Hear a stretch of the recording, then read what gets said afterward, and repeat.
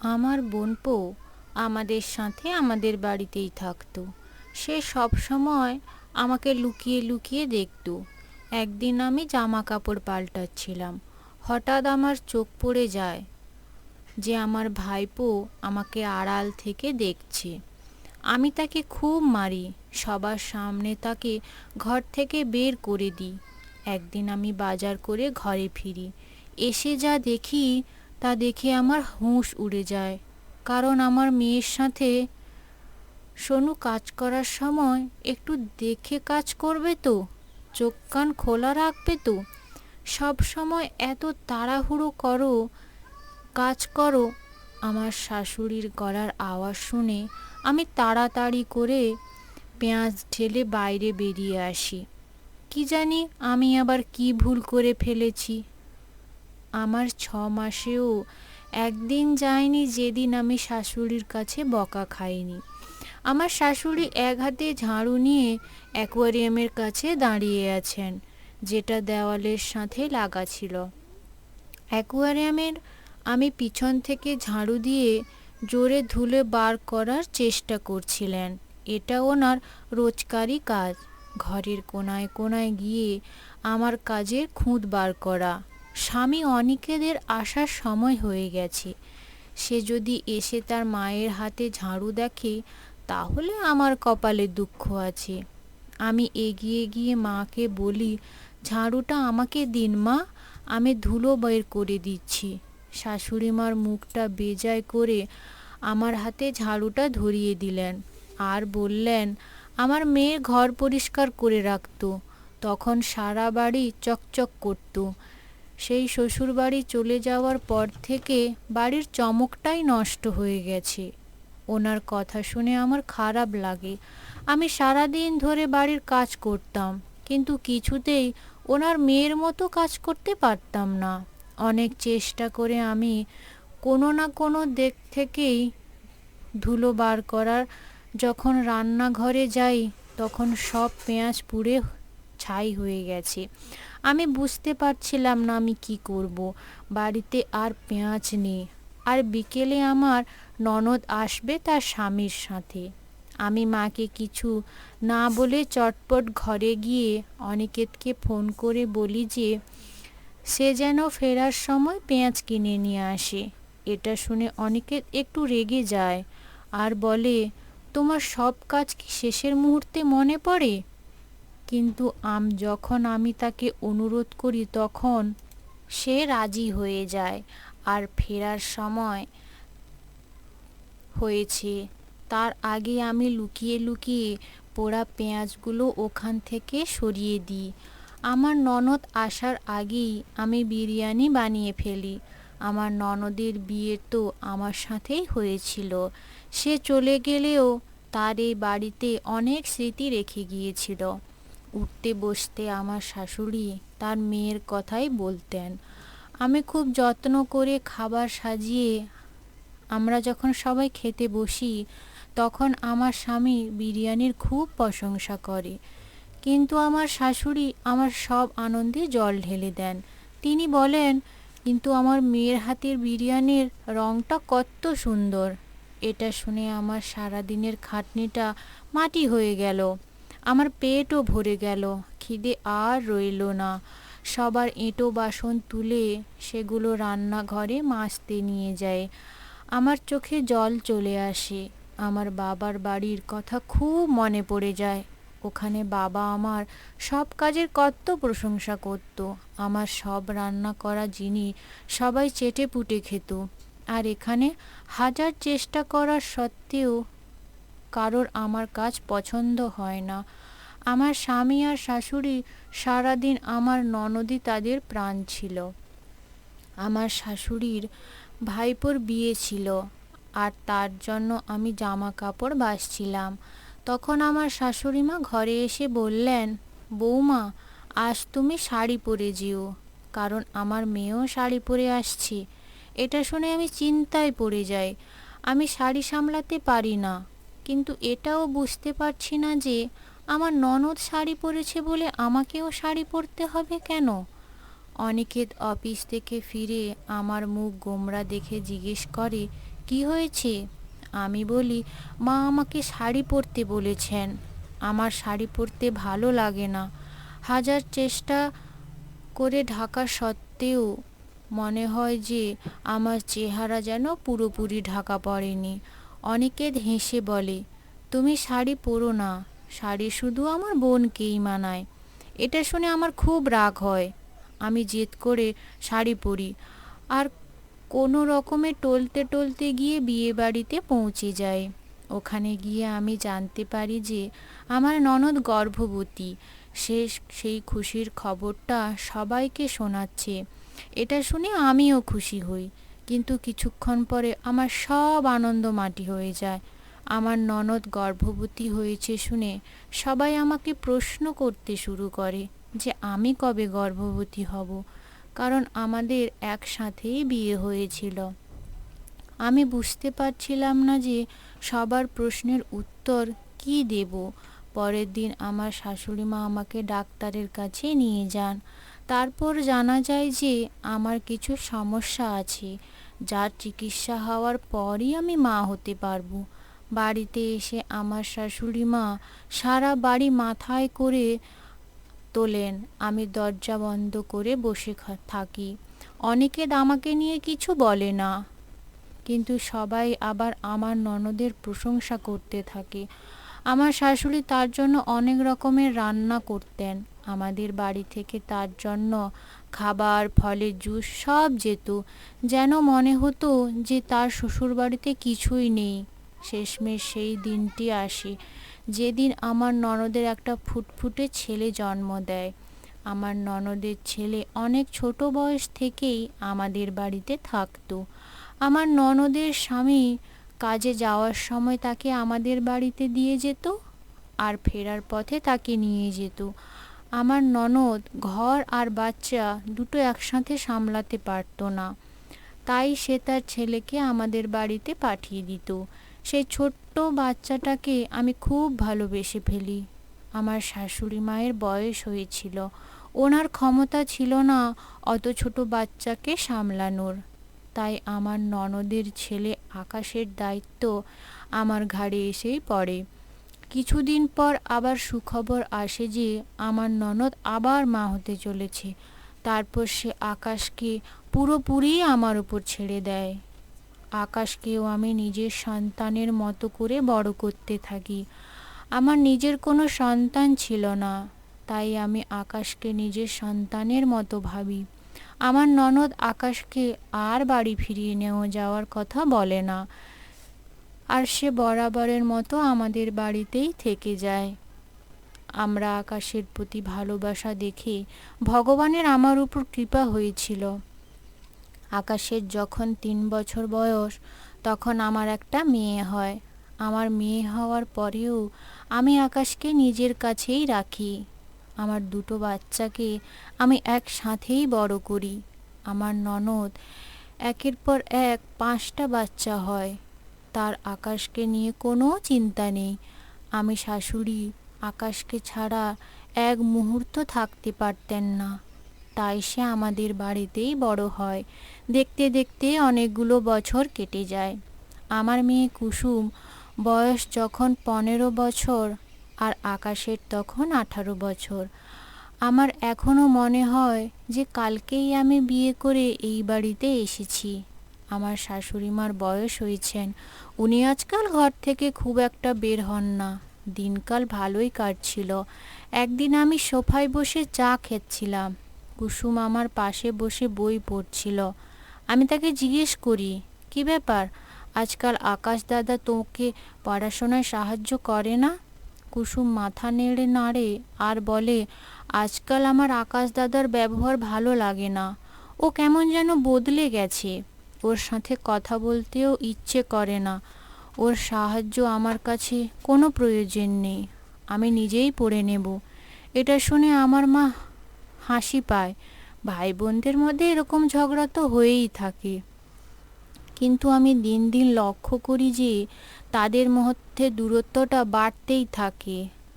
আগে ওরা সব সময় একসাথে থাকতো, কিন্তু আজকাল আকাশ যেখানে থাকে সেখানে কুসুম যেতেও চায় না। আমি কুসুমকে অনেক বোঝানোর চেষ্টা করি, কিন্তু সে বলে, মা, তুমি আকাশ দাদাকে ভালোভাবে জানো না, ও অনেক পাল্টে গেছে। আমিও কুসুমকে তার মতো ছেড়ে দিই, ভাবি যে পরে ওকে সব বুঝিয়ে বলবো। আজকাল প্রায় সে আমার কাছে আকাশের নামে নালিশ করে, কিন্তু আমি আকাশকে বদলে তাকে বোঝানোর চেষ্টা করি, কারণ আমার আকাশের প্রতি বিশ্বাস ছিল যে আমার চোখের সামনে বড় হয়েছে। আমি আর আমার শাশুড়ি তাকে বড় করে তুলেছি আমাদের শিক্ষায়। সে বড় হয়েছে, তাই সে কখনো খারাপ হতে পারে না, এটা আমার বিশ্বাস ছিল। কিন্তু এই কয়েকদিনে আমি আকাশের মধ্যে একটা বদল লক্ষ্য করি। ও সারাদিন আমার উপরে নজর রাখতো। আকাশ আমার ছেলের মতো ঠিকই, কিন্তু সে আমার স্বামীর বোনের ছেলে, তাই আমি ওর সামনে ঘোমটা দিয়েই থাকতাম। ও যখন কলেজ থেকে বাড়ি ফিরতো, তখন রান্নাঘরের বাইরে বসে আমাকে কাজ করতে দেখতো। ওর নজরটা আমার ভালো লাগে না। আমার তখন মনে হয় যে কুসুম ঠিকই বলেছিল, আকাশ বড় হয়েছে, তাই হয়তো কুসুম ওর থেকে দূরে থাকতে চায়। একদিন আমি অনিকেতকে বলি, আমাদের এখন আকাশকে তার মায়ের কাছে পাঠিয়ে দেওয়া উচিত। একটা কম বয়সী ছেলেকে বাড়িতে রাখা ঠিক নয়। এটা শুনে অনিকেত অবাক হয়ে যায় আর বলে, হঠাৎ তোমার মাথায় এরকম একটা খেয়াল এলো কেন? আকাশ তো ছেলেবেলা থেকেই এখানে বড় হয়েছে। আমার বোন তো ওর দিকে ফিরেও তাকায়নি। কুসুম হয়নি তখন আকাশই আমাদের একমাত্র সন্তান ছিল। তাই তো কথা শুনে আমি চুপ করে যাই। এ কথাটা একদম সঠিক যে আমাদের মেয়ে হওয়ার আগে পর্যন্ত আমি আকাশকে কোলে নিয়ে নিজের মা হওয়ার শখটা মেটাতাম। কিন্তু আজকাল আকাশকে নিয়ে আমার খুব ভয় হয়। ও যে কথা বলে নিজের রক্ত, সব সময় নিজের রক্তই, আর আকাশ আমাদের নিজের ছেলে নয়। তখন গরমকাল ছিল, দুপুরে খুব চড়া রোদ উঠেছিল। ছেলেমেয়েরা সব কলেজ থেকে ফিরে এসে যে যার নিজের ঘরে চলে গিয়েছে। আমি ছাদে কাপড় কাচতে যাই, আর সব কাপড় কেচে আমি যখন নিচে নেমে আসি, তখন আমার গা পুরো ঘামে ভিজে গিয়েছিল। আমি ভাবি রাতে খাবার বানানোর আগে আমি জামা কাপড় বদলে ফেলবো। আমি ঘরে গিয়ে কাপড় বদলাতে শুরু করি। হঠাৎ আমার মনে হয় যে কেউ আমাকে দেখছে। আমি পেছনে ঘুরে ঘরের জানালাটা বন্ধ হয়ে যায়। আমি হতবাক হয়ে তাকিয়ে থাকি। জানলা খুলে কেউ একটা আমার কাপড় বদলাতে দেখছিল। ওই জানলায় আমাদের বাগানের ওপারে তাড়াহুড়োয় আমি জানলাটা বন্ধ করতেই ভুলে গিয়েছিলাম। আমি দৌড়ে বাগানের দিকে যাই। আমি দেখতে চাই যে কে আমাকে কাপড় বদলানোর সময় দেখছিল। বাড়িতে তখন আকাশ, কুসুম আর আমার শাশুড়ি মা ছাড়া কেউ ছিল না। অনেকে তখনও বাড়ি ফেরেনি। আমি বাগানে গিয়ে দেখি আকাশ আমার জানলার কাছে দাঁড়িয়ে আছে। তখন আমি চোখে অন্ধকার দেখছিলাম। আমার বিশ্বাস হচ্ছিল না যে যেই ছেলেটাকে আমি ছোটবেলা থেকে কোলে পিঠে করে বড় করেছি, সে এতটা নিচে নামতে পারে। সে আমাকে কাপড় বদলাতে সময় লুকিয়ে লুকিয়ে দেখছিল। আমাকে দেখে আকাশ চমকে ওঠে আর ওখান থেকে চলে যাওয়ার চেষ্টা করে। তখনই আমি ওকে মারধর করতে শুরু করি আর ওকে মারতে মারতে ঘরের ভিতরে নিয়ে আসি। অনিকেত তখন অফিস থেকে ফিরে এসেছিল। বাড়িতে ঝামেলা দেখে হতবাক হয়ে ওঠে। আমি আকাশকে নিয়ে গিয়ে অনিকেতের পায়ের কাছে ধাক্কা মেরে ফেলে দিই আর অনিকেতকে জিজ্ঞেস করতে বলি, তোমার আদরের বোনপোকে জিজ্ঞেস করো যে আমার ঘরের জানালার বাইরে কি করছিল। অনিকেত বলে, সোনাম, তুমি শান্ত হও, এত চেঁচামেচি করার কি আছে? আমি রেগে বলি, তোমার বোনপো তো আর সব সীমা ছাড়িয়ে গেছে। সে অনেক দিন থেকেই আমাকে খারাপ নজরে দেখেছিল। আমি আজ সে আমার জানলা দিয়ে উঁকি মারছিল, কারণ সে জানতো যে আমি ছাদ থেকে কাপড় কেচে নিচে এসে তখন আমি কাপড় বদলাতে ঘরে যাব। তখন আমার শাশুড়িমা ঘর থেকে বেরিয়ে আসেন। আমার কথা শুনে তো সবাই হতবাক। অনিকেত বলে, সোনাম, তুমি যা বলছো ভেবেচিন্তে বলছো তো? আমি বলি, তুমি তোমার বোনপোকেই জিজ্ঞেস করো না। অনিকেতের সামনে আকাশ নিজের দিকে চাকিয়ে চুপচাপই অপরাধীর মতো মাথা নিচু করে দাঁড়িয়েছিল। আমি আকাশকে বাড়ি থেকে বের করে দিই। সে আমার ননদের বাড়ি ফিরে যায়। আমার শাশুড়ি মা তো বিশ্বাসই করতে পারছিল না যে আকাশ এমনটা করতে পারে। আমি বাবা মাকে কেউ এমন শিক্ষা দিইনি, তাহলে এমনটা কি করে হলো? আমারও এটা বিশ্বাস করতে কষ্ট হচ্ছিল যে আমি সবটা নিজের চোখে দেখেছিলাম। তাই আমার আর কোনো সন্দেহ ছিল না। আমি পরিবারের সকলকে আকাশের এই নোংরামি কাজের জন্য বলে দিই। সবাই আকাশ আর আমার ননদের নামে ছি ছি করতে থাকে। এই ঘটনার পর 1 সপ্তাহ কেটে গিয়েছিল। এই ঘটনার পর আমার শাশুড়ি মা একবারও তার ঘর থেকে বেরোয়নি। অনেকের তো আমার সাথে কথাই বলে না। আমিও চুপচাপ ছিলাম। কুসুম সারাদিন নিজের ঘরেই থাকতো। আমরা লোকজনের কাছে কি করে মুখ দেখাবো? আকাশের যাওয়ার পরে আমি বুঝতে পারি যে আকাশ বাড়িতে অনেক ছোটোখাটো কাজ করে দিত। চলে যাওয়ার পর সব কাজের ভার আমার ঘাড়ে এসে পড়েছে। আমাকে রোজ বাজারে যেতে হতো। অনিকেত সারাদিন অফিসেই থাকতো আর সে অনেক বেলা করে ফিরতো। তাই কিছু কেনার দরকার হলে আমাকেই বাজারে যেতে হতো। একদিন দুপুরে চড়া রোদে আমি বাজারে যেতে হয় আর কয়েকটা কেনাকাটা করেই তাড়াতাড়ি বাড়ি ফিরে আসি। বাড়ি এসে ভাবি প্রথমে আমি কুসুমের ঘরে তার কেকটা দিয়ে আসি। সে ঘরে পড়াশোনার জন্য আমি তার জন্য তার পছন্দের কেক দোকান থেকে কিনে এনেছি আর চকলেট এনেছি। কুসুম তখন ঘরে লেখাপড়া করছিল। যে আমি কুসুমের ঘরে গিয়ে দরজাটা খুলি, অমনি আমার আত্মা কেঁপে ওঠে। আমার মেয়ে একটা ছেলের সাথে বিছানায় শুয়েছিল। কুসুম তো ভেবেছিল আমার বাজার থেকে ফিরতে দেরি হবে। তখন আমাকে দেখে তার চেহারার রং পাল্টে যায়। তার পাশে শুয়ে থাকা ছেলেটি চট করে উঠে ঘরের জানালা দিয়ে পালিয়ে যেতে যায়। আমি পিছু দিয়ে বাগানে যাই, কিন্তু সেখানে দরজা দিয়ে পালিয়ে যায় সে তাড়াতাড়ি, যেন মনে হয় এটা তার রোজকারের অভ্যাস। আমি হতাশ হয়ে বাগানায় বসে পড়ি। কুসুম আমার জন্য জল নিয়ে আসে, কিন্তু আমি জলের গ্লাসটা মাটিতে ফেলে ভেঙে ফেলি। আমি কুসুমের চুলের মুঠি ধরে বলি, সত্যি করে বল, এসব কতদিন ধরে চলছে? ওই ছেলেটা কে ছিল যে দুপুরবেলা তোর ঘরে ঢুকেছে? কুসুম ভয়ে কেঁদে ফেলে, কিন্তু আজ আমার হাত থেকে সে কিছুতেই বাঁচতে পারবে না। কুসুম কাঁদতে কাঁদতে বলে, ওই ছেলেটা আমার সাথে কলেজে পড়ে। আমি ওকে খুব পছন্দ করি, কিন্তু আকাশের ওকে পছন্দ ছিল না। আকাশ চাইতো না আমি ওর সাথে মেলামেশা করি, কারণ ওর মনে হতো ও ছেলেটা খারাপ। কুসুম আরও বলল, আকাশ কুসুমকে ওই ছেলেটার সাথে মেলামেশা করতে বারণও করতো, আর সেই কারণে ওদের মধ্যে দূরত্ব বেড়েছিল। কুসুমের পছন্দ ছিল না আকাশ তাকে কোনো কাজে বাধা দেয়, আর আকাশ কুসুম কি ভুল পথে যেতে দিতে চায় না। আকাশ আমাকে কুসুমের ব্যাপারে অনেকবার জানাতে চেষ্টা করেছিল, তাই সে আমার আশেপাশে ঘুরঘুর করত, কিন্তু তার সাহস হয়ে ওঠেনি এ কথাটা আমাকে মুখ ফুটে বলার। কুসুম আকাশের বিরুদ্ধে আমার নামে কান ভাঙাতো, খারাপ কথা বলতো, তাই আমি আকাশকে খারাপ নজরে অর্থ করে বার করে দিয়েছি। কিন্তু আকাশ আসলে কুসুমের ব্যাপারে বলতে চেয়েছিল।